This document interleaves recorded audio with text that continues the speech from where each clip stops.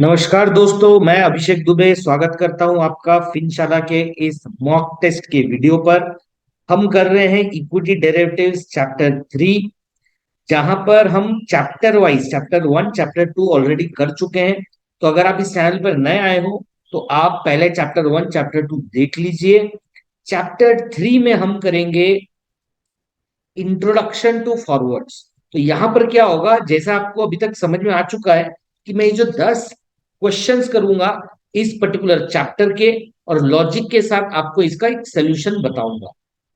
तो चलिए चालू करते हैं। क्वेश्चन नंबर 1, जो on July 17, 2020 mister B Lahiri wanted to purchase gold from a goldsmith. The market price for gold on July 17, 2020 was for 48,750 for 10 grams of gold, and the goldsmith agreed to sell him the gold at market price. Larry paid the goldsmith and took gold. The above exchange between Goldsmith and Mr. B. Lahiri is an example of। देखिए question सीधा सा है। Mister लहरी ने Goldsmith के पास गए, सुनार के पास गए, उन्होंने रेट पूछा, उसने रेट बताया और मिस्टर लहरी ने उससे गोल्ड खरीद लिया। तो अब आपको इससे एक बात समझ में आ गई, ना ये फॉरवर्ड है, ना ये फ्यूचर है, ना ये कॉन्ट्रैक्ट है, ना ये एग्रीमेंट है, ये स्ट्रेट फॉरवर्ड कैश ट्रांजेक्शन है। तो option number B, cash transaction. तो question number 2, on September 22, Akira went to Goldsmith to order gold for her birthday, which was 1 month later on 25th of October. The goldsmith quoted a rate of 48,950 for 10 grams of gold. On September 22nd, she agreed to buy gold and went away. She agreed, right? Later on, she came back on 25th October to Goldsmith, pays him 48,950 and collects her gold. The above exchange between Goldsmith and Akira is a classic example of। इस question में आपको एक चीज को समझना है। Akira कहां पर गई? गोल्डस्मिथ के पास गई, उसने रेट पूछा और एक अग्रीमेंट किया। देखिए यहां पर अग्री लिखा है, लेकिन आपको समझना पड़ेगा उसने कॉन्ट्रैक्ट किया किसके साथ? गोल्डस्मिथ के साथ, कि मैं अपने बर्थडे के दिन आऊंगी और गोल्ड लेकर जाऊंगी।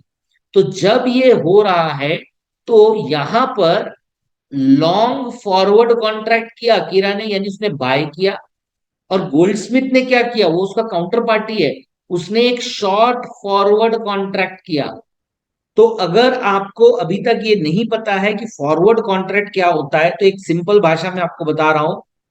तो ए एक बायर है, बी एक सेलर है, और दोनों के बीच में कॉन्ट्रैक्ट हो रहा है। तो ए क्या करेगा? एक समय आने के बाद में वो प्रोडक्ट उससे ले लेगा और पूरे पैसे दे देगा। बी क्या करेगा? वो प्रोडक्ट उसको बेचेगा और पूरे पैसे उससे ले लेगा। तो यहां पर हुआ क्या? A went long on the forward contract, B went short on the forward contract. तो वही आपको दिया है, तो इसका आंसर होगा both A and B. Question number 3, Nitin and Mukesh entered into a bilateral agreement where Nitin agreed, फिर से देखिए कॉन्ट्रैक्ट है, to purchase 100 kg of rice for 6 months from now. After 6 months, the price of rice fell to 30. Nitin purchased 100 kg of rice from the market at a lower rate instead of honoring the contract. यानी नितिन और मुकेश के बीच में contract हुआ था खरीदने का, भविष्य में जाके खरीदने का। तो जब नितिन ने देखा कि कुछ समय बाद जब रेट ऑलरेडी गिर चुका है, तो उसने कहा मैं सामने मुकेश से क्यों खरीदूं, मैं काम करता हूं, मैं मार्केट से जाके खरीद लेता हूं। तो उसने क्या किया? कॉन्ट्रैक्ट को ऑनर नहीं किया। तो ये क्लासिक एग्जाम्पल है जहां पर काउंटर पार्टी रिस्क भी आया, डिफॉल्ट और क्रेडिट रिस्क भी आया। इसलिए ये आंसर होगा both A and B. Question number 4, futures contract can be differentiated from a forward contract on the basis of. एक फ्यूचर और फॉरवर्ड में डिफरेंस क्या होता है? तो मैं पहले ही आपको बता देता हूं, फॉरवर्ड और फ्यूचर में डिफरेंस क्या होता है। ये कस्टमाइज्ड होता है और इसमें काउंटर पार्टी रिस्क होता है। ये स्टैंडर्डाइज्ड होता है और इसमें नो काउंटर पार्टी रिस्क होता है। ये बेसिक है। अब इसके आंसर्स देखते हैं। स्टैंडर्डाइजेशन, जी हाँ, स्टैंडर्डाइजेशन एक फर्क है। सेंट्रलाइजेशन, अब ये काउंटर पार्टी रिस्क क्यों नहीं होता है? क्योंकि बायर और सेलर के बीच में एक एक्सचेंज रहता है, तो ये सेंट्रलाइज्ड हो गया। और एक्सचेंज क्या करता है? मार्जिन इंपोज करता है। अगर आपको बाय और सेल करना है तो मार्जिन देना पड़ता है, यानी सेंट्रलाइजेशन भी है, मार्जिन भी है। तो अब आप समझ ही चुके हो कि इसका आंसर क्या होगा, all of the above. Question number 5, on January 1, 2020 the contract cycle available are. एक एग्जांपल दिया है डेट का। 2 महीने का कॉन्ट्रैक्ट, 3 महीने के कॉन्ट्रैक्ट, तीन। तो पहली चीज आपको सीखना पड़ेगा, 2 महीने के कॉन्ट्रैक्ट होते नहीं है। At any given point of time 3 महीने के होते हैं। अब 3 महीने में भी कैसे होते हैं? नियर मंथ होता है, उसके बाद वाला महीने होता है, और उसके बाद वाला महीने होता है। तो सपोज अगर जनवरी चल रहा है तो जनवरी, फरवरी, मार्च। तो आपका होगा आंसर सी। तो क्वेश्चन नंबर 6, लेकिन क्वेश्चन नंबर 6 के पहले, अगर आपको ये वीडियो पसंद आ रहा है और आप चाहते हो मैं लगातार आपके लिए ऐसे वीडियो बनाते रहूं, तो प्लीज इस चैनल को सब्सक्राइब कीजिए, लाइक कीजिए, दोस्तों के साथ शेयर कीजिए, ताकि मुझे एक आइडिया मिले कि हम जो कर रहे हैं वो लोगों के लिए हेल्पफुल है भी कि नहीं। तो क्वेश्चन नंबर 6 है, match the following. Spot price A, B, C, D, E, F. तो यहां पर एक टर्मिनोलॉजी आपको दी हुई है और यहां पर उसके आंसर्स दिए हुए हैं। आंसर्स मतलब जंबल डब है, आपको मैच करना है। तो अब आप देखिए, ए के साथ हम किसको मैच करेंगे? स्पॉट प्राइस क्या होती है? स्पॉट प्राइस होती है, जब भी हम बात करते हैं, वो होती है asset price traded in the cash market, यानी कि एक्स। जब मैं एक्सपायरेशन डेट की बात करता हूं, तो एक्सपायरेशन डेट क्या होगी? The day on which contract ceases to exist, तो ये होगा वाई। टिक साइज क्या होती है? टिक साइज होती है minimum move allowed in price, तो ये हो जाएगा जेड। अब डी का मैच किससे है? बेसिस होता है स्पॉट, फ्यूचर, प्राइस, तो ये हो जाएगा आर। कॉन्ट्रैक्ट साइकिल क्या होती है? A period over which the contract is traded, यानी ये हो जाएगा क्यू। और फ्यूचर्स प्राइस होती है price of the contract in futures market, तो यानी ये हो जाएगा P.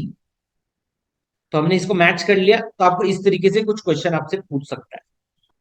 Question number 7, every futures contract expires on last Thursday of the respective month, and a new contract is immediately introduced on that trading day. In case last Thursday is a trading holiday, the contract expires on। जैसे अभी क्या हुआ था, 26 जनवरी आपका Thursday पड़ा था। तो अगर 26 जनवरी थर्सडे पड़ रहा है तो कॉन्ट्रैक्ट कब एक्सपायर करेगा? हर लास्ट थर्सडे को होता है। अब लास्ट थर्सडे आपका हॉलीडे भी हो सकता है। तो अगर वो हॉलीडे होगा तो इसमें एक्सपायरी होगी पहले वाले दिन, यानी वेडनेसडे को। तो यहां पे आपका आंसर आएगा C, on the previous trading day. Basis का मतलब होता है आपके स्पॉट और फ्यूचर्स प्राइस का difference.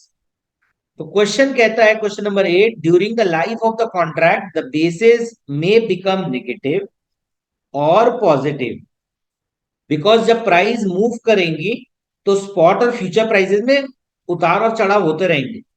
But at maturity means on expiry basis will become what. तो हमको पता है कि एक्सपायरी में जो स्पॉट प्राइस होती है वो किसके बराबर हो जाती है? वो हो जाती है फ्यूचर प्राइस के बराबर। यानी जो फ्यूचर प्राइस है एक्चुअली वो स्पॉट प्राइस के बराबर हो जाती है, यानी दोनों प्राइस एक हो जाती है। तो इसका आएगा आंसर नंबर सी, यानी बेसिस हो जाएगा 0, क्योंकि स्पॉट प्राइस और फ्यूचर्स प्राइस क्या हो जाएंगी? एक। Question number 9, on March 1 Varun decides to enter into a futures contract. He thinks that the market will go up, so he goes for a long position. उसको लगता है कि मार्केट ऊपर जाएगा, तो उसने निफ्टी को लॉन्ग किया।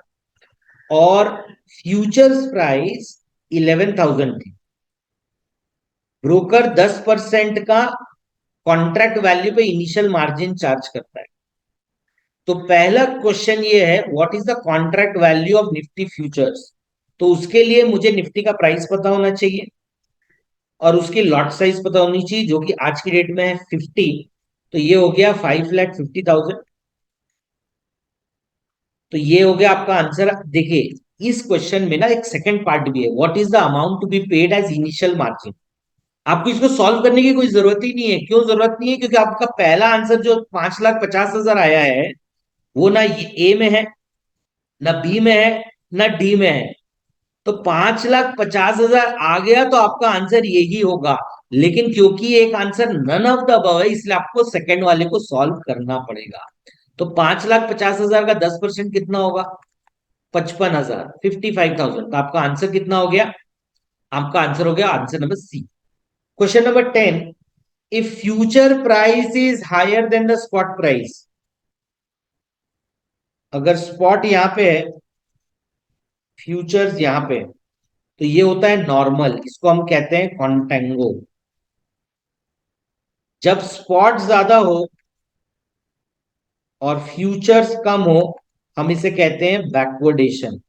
यानी कि अगर स्पॉट 500 चल रहा है और फ्यूचर्स 510 चल रहा है, और इस केस में हुआ कि स्पॉट 500 चल रहा है और फ्यूचर्स 490 चल रहा है, तो जब ये ऊपर रहता है फ्यूचर्स, तो कंटेंगो है जो कि नॉर्मल है। एबनॉर्मल चीज होती है बैकवर्डेशन, जब फ्यूचर सस्ता हो जाता है। तो जब ये पूछा जा रहा है, तो जो पहली चीज आपको बताई जा रही है वो बताई जा रही है कि फ्यूचर ज्यादा है स्पॉट से, क्योंकि नॉर्मल है कंटेंगो। दूसरा बताया जा रहा है कि स्पॉट से फ्यूचर्स प्राइस कम है, जो कि है बैकवर्डेशन। तो पहला बैकवर्डेशन नहीं है, फिर कॉन्टेंगो नहीं है, ये दोनों नहीं है, क्योंकि question first step by step पूछा गया है। तो पहला कॉन्टेंगो है और सेकंड बैकवर्डेशन है, इसलिए ये होगा ऑप्शन नंबर डी। तो दोस्तों ये थे चैप्टर नंबर 3 के 10 क्वेश्चन जो हमने सॉल्व किए। मैंने आपको थोड़ा सा लॉजिक भी समझाया, क्योंकि अगर आप लॉजिक के हिसाब से इसे समझोगे तो क्वेश्चन कुछ भी आ जाए आप दे पाओगे। अगले वीडियो के लिए आप तैयार रहिए, क्योंकि हम आएंगे चैप्टर नंबर 4 के साथ। अगर अभी तक आपने चैप्टर नंबर 1 और चैप्टर नंबर 2 नहीं देखा है, तो अभी जाकर देख लीजिए, ताकि आपकी कंटिन्यूटी बराबर रहे। उम्मीद करता हूं आपको ये वीडियो पसंद आया है। अगर पसंद आ रहा है तो कमेंट पर हमें लिख कर बताइए।